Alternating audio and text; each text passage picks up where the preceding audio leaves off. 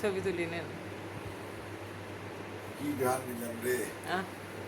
তাদের বাগানে গেলে না শান্তি লাগে, বাগানে গেলে তো একেবারে। আমি শুক্রবারে রুনা ফোন দিছে, তুমি আসলে হ্যাঁ শুক্রবারে চেহারা সুন্দর আছে, আরে লিচু ওই তো লিচু কার্টুন করে সুন্দর আছে তাই না লিচু চেহারা? আমি বলছি তো বেআইবারে পাঠাবো, লিচু যেন খারাপ না হয়, তো বাগান দিব না কিন্তু। বলছে ওনার বাগানটা নেওয়ার খুব ইচ্ছা, না লোকটা ভালো, পেমেন্টও ভালো ভালো। প্রথম তুললাম, প্রথম ধরো ভিডিও করবো না, আপনার বৌমাকে পাঠাবো না, তখন বলবে যে হ্যাঁ তুমি না দিয়ে মিথ্যা কথা বলছো। প্রমাণ, প্রমাণ সহকারে তথ্য। আসসালামু আলাইকুম বন্ধুরা, আমার বাগানের লিচু ঢাকায় এনেছিলাম, আনার পরে সবাইকে দেওয়ার জন্য এই যে ভাগ বাটোয়ারা করছি, কাকে কতটুকু দেওয়া যায়। লিচুগুলো বেশ ফ্রেশ ছিল, এবারে লিচুগুলো টেস্টি ছিল, ফ্রেশ ছিল। বৃষ্টি হওয়াতে একটু হালকা মিষ্টি কম, এটা বোঝা যায়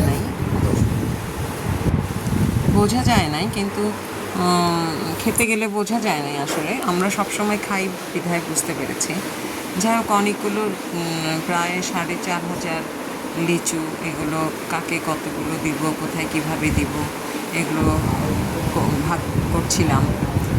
আমার বেআইন আমাকে সহযোগিতা করছেন, উনি অনেক পরিশ্রমী মানুষ, উনি পরিশ্রম করেছেন বেশি, আমি শুধু একটু সঙ্গে ছিলাম আর কি। যাই হোক, এগুলো বাতাসে রেখে দেওয়া হয়েছিল, তারপরে এগুলোকে প্যাকেট করা হয়েছে। প্যাকেট করে আমরা 2 বেআইন মিলে বের হয়ে গিয়েছি গাড়ি নিয়ে। এই যে প্যাকেটগুলো, কাকে কতগুলো দেওয়া হবে, কীভাবে দেওয়া হবে, সে প্যাকেট আগে গুছিয়ে একটা কারে করে নিয়ে সবার ডোর টু ডোর যেয়ে দিয়ে এসেছি। খুব আনন্দ পেয়েছি, ভালো লেগেছে। সবাই আমার বাগানে খাবে। যে কিছু দিল্লি শেষে আমাদের ক্ষুধা লেগেছে, তখন আমরা আবেশ আগে পাশে ছিল, সে আবেশ হতে গেছে 2 বেআইন মিলে খেয়েছি উতোৎপত্তি করে, খেয়ে তারপরে এই যে ঝাল কাবাবে ঝাল ছিল, ঝাল লেগেছে আমার কাছে, ভিডিও করছে।